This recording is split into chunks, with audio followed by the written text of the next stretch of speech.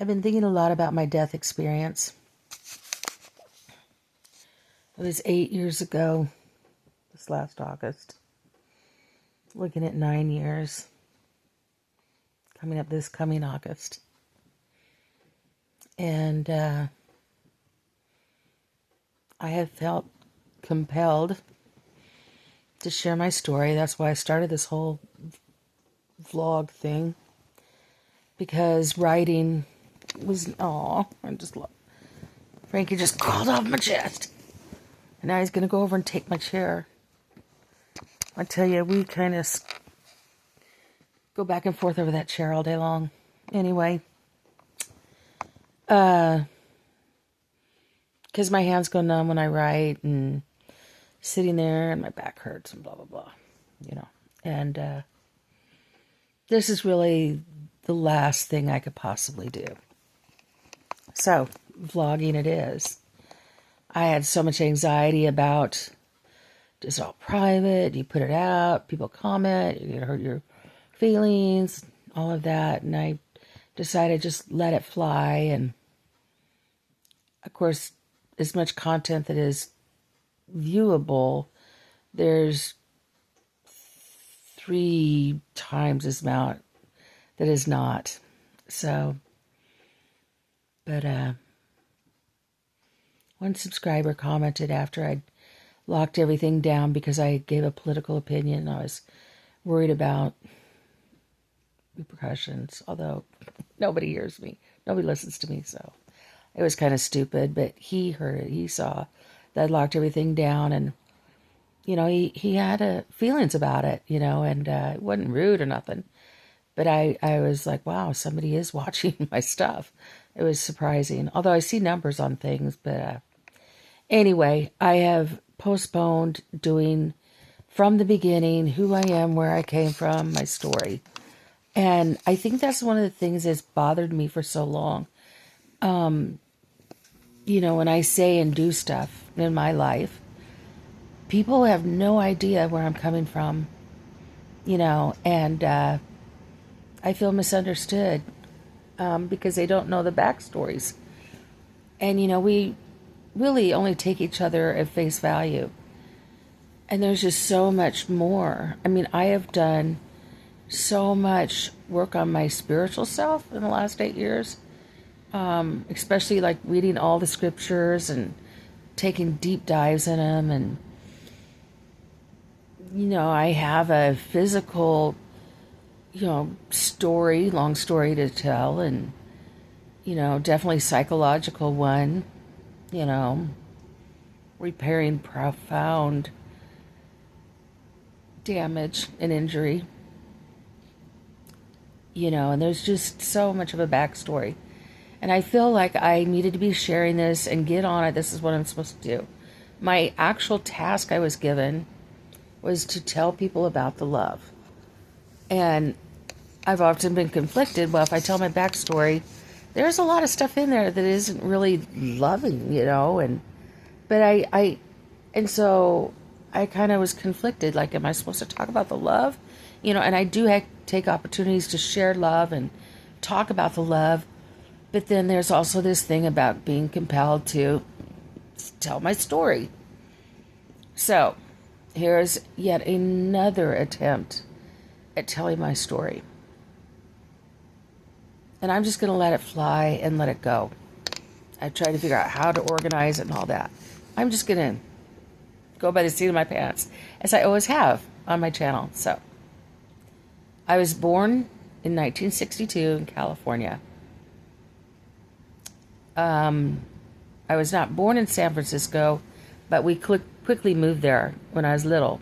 Like, there's pictures of me, as far as I know, 2 years old or whatever, younger. So we lived actually in Marin County, which was outside of San Francisco proper. So you have to go across the bridge to get into San Francisco. And of course, that was that time in our country when the hippie movement was really hitting full gear. And so, some of my first memories are of hippies in the street. Or, my parents taking us to a park, and we had having to leave because it was just overridden by hippies, and they were doing strange things. Of course, there's marijuana smell in the air. We didn't know what that was, and different stages of dressing and activity, and it just was no place to have kids. And so, but the hippie movement was a big thing in California and, San Francisco, but the whole state. And the people of California were, you know, where they had lived forever and raised their kids and had jobs and all of this. This whole hippie thing was a shock to the system, and, governance and all that. And I remember California before California became, this leftist stronghold, as a result of the hippie movement. Anyway, so that's where I come from. I have a sister. I'm adopted. It was prearranged, not prearranged, but my mom met my birth mother when she was like 8 months pregnant. So it was set up. My birth mother did not want to give me up, but she was told she had to. She was 18. Apparently, according to my mom, she had a child, a 2-year-old boy, and her parents allowed her to keep him, but they weren't going to do that twice. And so she was sent out to California to some friends, and that's kind of one of the things they did back in the day, and to have the baby and have it adopted out and then go home like nothing happened. And so that's what happened with me. And I was adopted to my mom, and my dad adopted me. And then 3 months later, because this was pre-abortion, and yes, I have very strong feelings about abortion. I would have been in a trash can had it been legal back then. But anyway, the lawyer or whatever, however this was done, I don't know all about that. I was never told. Really didn't think to ask, but they came back and asked my parents, well, we have another little girl, would you be interested? Because they knew my parents wanted children. And so, yes, they adopted her 3 months later. So my younger sister, is 3 months younger than me. We often were dressed in matching clothes. And so we were pretty much like non-biological twins.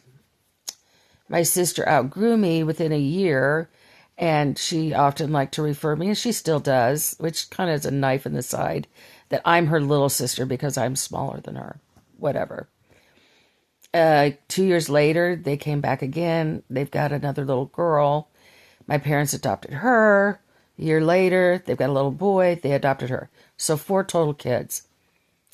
When we were living in San Francisco, we had a babysitter.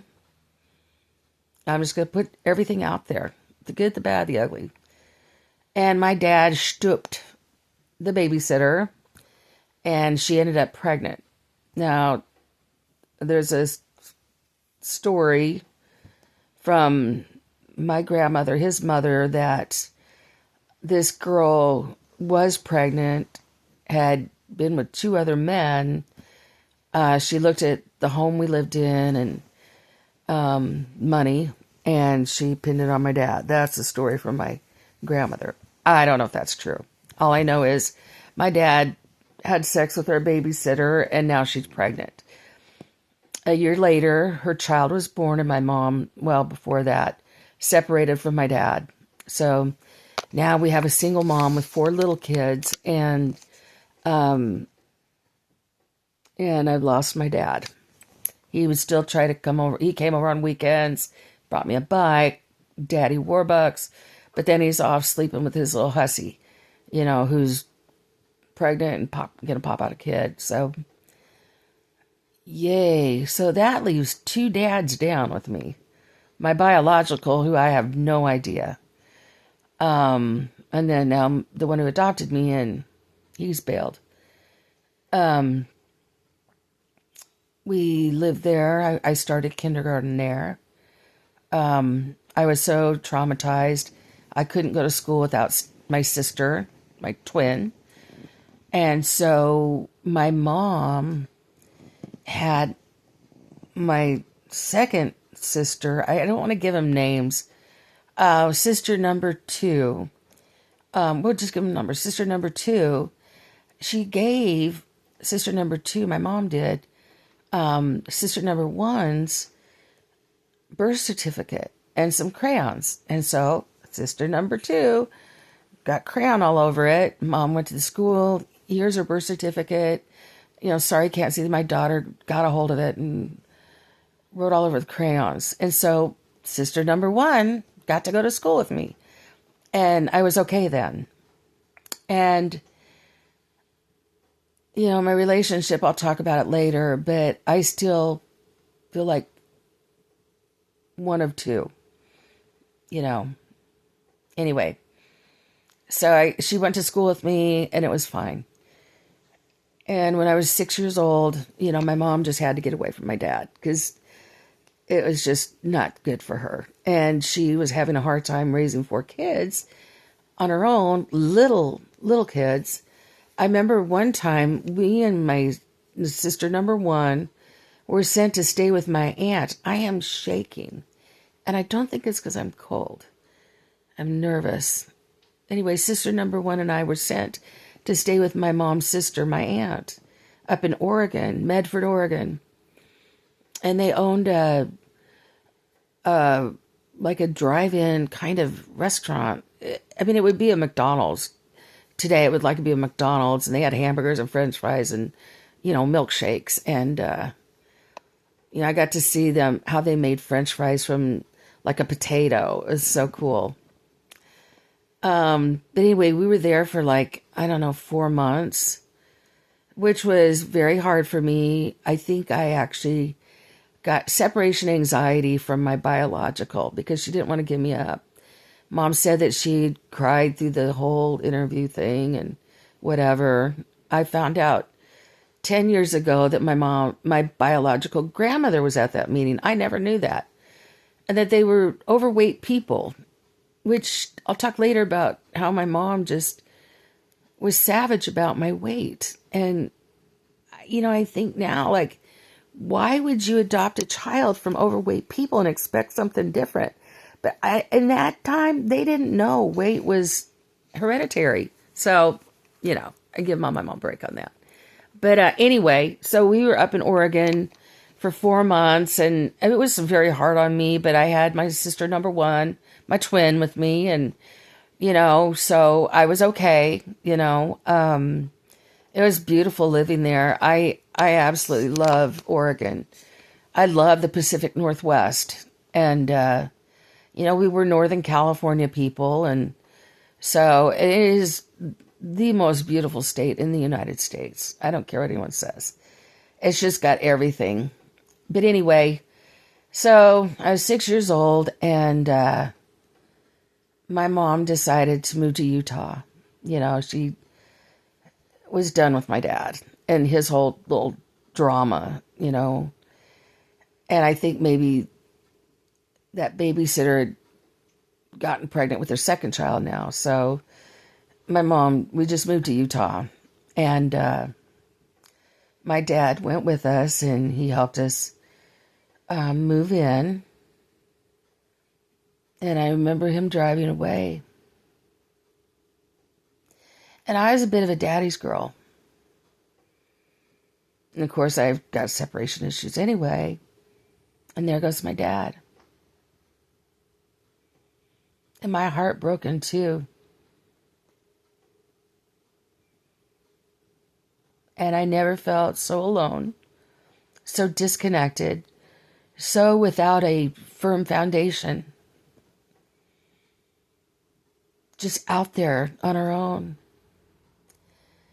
I think my mom felt the same way, and she became disassembled in a way, which necessitated me growing up quick. I became an emotional stabilizer for my mom.